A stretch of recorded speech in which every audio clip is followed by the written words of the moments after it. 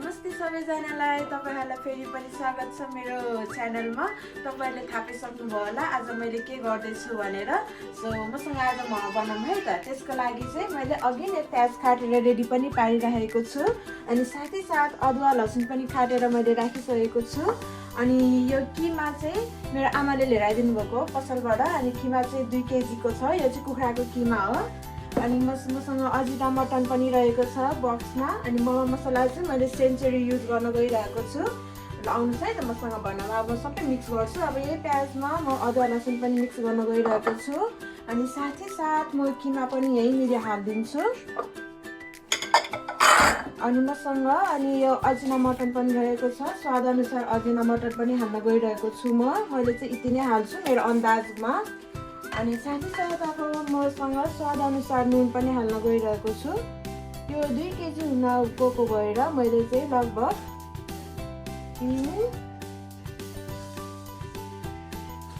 6 चम्मच जति चाहिँ मैले नुन स्वाद अनुसार नुन हालेँ। अनि साथै साथ अब म यसमा मोमो मसला पनि तेलमा फ्राई गरेर हाल्न गइरहेको छु किनकि यो गर्दाखेरि चाहिँ मोमोको टेस्ट राम्रो हुन्छ हो। त्यही भएर चाहिँ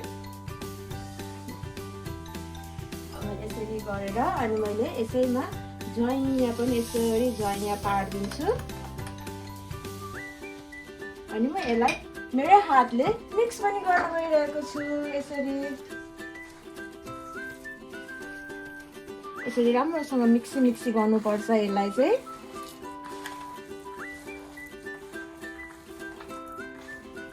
ल मैले किमा पनि मेरिनेट गरेर राखिसकेँ। अब यसलाई चाहिँ एकछिन केही समयको लागि छोडिदिन्छु। मैले पिठो पनि गुदेर रेडी पारिसकेँ। अब म यसलाई चाहिँ यो प्लास्टिकमा हालेर एकछिनको लागि छोडिदिन्छु। उहाँ चाहिँ मेरो आमा हो। आमाले चाहिँ पेलिदिनुहुन्छ है आमा? होइन आमाले नि खानुहुन्छ। आमाले चाहिँ पेलिदिनुहुन्छ अनि प्रायः जस्तो मैले चाहिँ बुट्टा भर्ने काम गर्छु घरमा बनाउँदा चाहिँ। मैले चाहिँ मोमो बनाउन गइरहेको छु। त्यति राम्रोसँग बुट्टा भर्न चाहिँ आउँदैन मलाई। जस्तो सिम्पल आउँछ जस्तो आउँछ त्यस्तै भरिदिन्छु। तपाईँहरूले हेर्न सक्नुहुनेछ एकदम इजी। यस्तो गरेको छ मेरो मोमो चाहिँ। अनि यहाँ आमाले पेलिँदै हुनुहुन्छ है। यसरी तपाईँहरूले यस्तो गर्न सक्नुहुनेछ। अनि मेरो बेबी चाहिँ साइडमा बसेर रोइरहेको छ। उसलाई मोमो बनाइरहेछ है।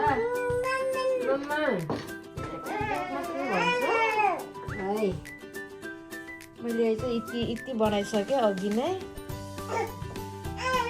मैले चाहिँ सबै हालेर रेडी पनि गरिसकेँ। मेरो 3 सेट चाहिँ रेडी भइसक्यो। अब म यसलाई चाहिँ पकाउनलाई राखिदिन्छु। हाम्रो अझै यति बाँकी छ। मैले त्यहाँ पनि रेडी गरिसकेँ। आमा अझै पेल्दै हुनुहुन्छ। मैले मोमो पनि बसालिदिइसकेँ। अब हेर्दै मेरो मोमो पनि पाकेर रेडी भइसक्यो। म तपाईँहरूलाई देखाउँछु पनि। Looks yummy. म चाहिँ अब अचार बनाउन गइरहेको छु। मैले अलिकति भिडियो खिच्न ढिलो भयो त्यही भएर मैले अघि नै तेल हालेँ। तेल सँगसँगै 5 फुरन हालेँ, प्याज हालेँ अनि त्यसपछि अनि मैले 5-6वटा टमाटर काटिराखेको त्यो पनि हालेँ। अब त्यो सँगसँगै स्वाद अनुसार नुन अनि बेसार अनि जिरा धनियाँको धुलो पनि हालेँ। अब साथै साथ अनि अब यसलाई मिक्सी पनि गर्छु। अनि लसुन पनि हालिदिएँ। अब लसुन हालेँ। अब यसलाई छोपेर एकछिन गल्नको लागि छोडिदिन्छौँ। अनि साथै साथ यतापट्टि मोमो पनि पाकिरहेको छ। मैले चाहिँ यसमा सेकेन्ड लड हालेको थिएँ। अब मेरो सेकेन्ड लड पनि अलमोस्ट पाकिसक्यो। म पनि अलमोस्ट पाकिसकेछ। तपाईँले देख्न सक्नुहुनेछ। अचार चाहिँ एकछिन ढाकेपछि यस्तो देखिरहेको छ। अब अलमोस्ट हुन लागिसक्यो हो। अब यसपछि चाहिँ यो अलमोस्ट गलिसक्यो। अब चाहिँ हामी मिक्सरमा ग्राइन्ड गरिदिन्छौँ। अनि त्यसपछि रेडी पाकिसक्यो। अब त्यसलाई मिक्सीमा अब ग्राइन्ड मात्रै गर्छौँ। ग्राइन्ड चाहिँ हामीले बाल्टिनमा गर्छौँ। अनि हामीसँग चाहिँ ह्यान्ड ब्लेन्डर छ। यो ह्यान्ड ब्लेन्डरले चाहिँ ब्लेन्ड गर्छौँ। अनि मैले कागती पनि हालेँ त्यसैमा।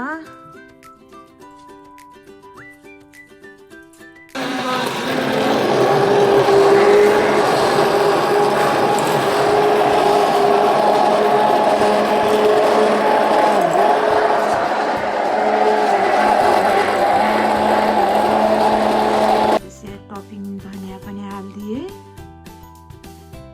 फेरि ब्लेन्ड गरेर हामीले चाहिँ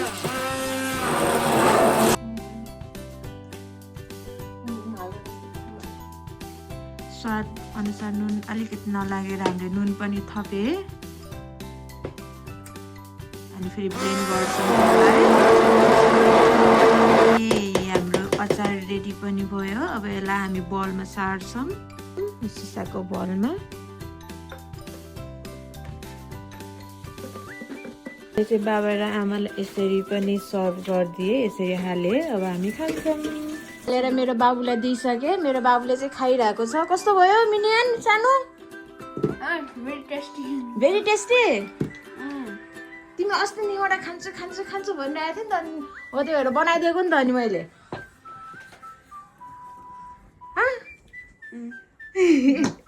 मेरो दिदीलाई दिन गइरहेको छु। लाउनुहोस् दिदी, खानुहोस् अनि मलाई रिभ्यू दिनुहोस् कस्तो भयो भनेर। मेरो बाबुले चाहिँ खाइरहेको छ, लगाए जस्तो छ अहिले चाहिँ।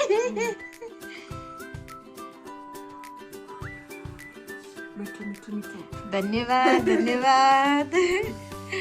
हामीले चाहिँ प्रायः जहिले पनि फ्रोजनको ल्याएर खान्थ्यो पहिला पहिला चाहिँ, अनि आजभोलि चाहिँ हामीले घरमै बनाएर खाने गरेका छौँ। अझै मेरो यति धेरै बनाउन बाँकी छ अनि अब सकिन पनि लागिसक्यो मेरो अलमोस्ट। ल आजलाई यति नै। मेरो ब्लगलाई माया गरिदिनु होला। ल ल अरू के भन्नुपर्छ मिनियन लास्टमा? सब्स्क्राइब गरिदिनु होला। भन्नुहोस् छिटो। सब्स्क्राइब गर्नु होला। यता मलाई हेरेर सब्स्क्राइब छिटो। सब्स्क्राइब ल बाइ बाइ। बाइ ल छिटो छिटो। Bye bye. Bye bye. See you on next vlogs. Thank you. सबैजनालाई bye bye.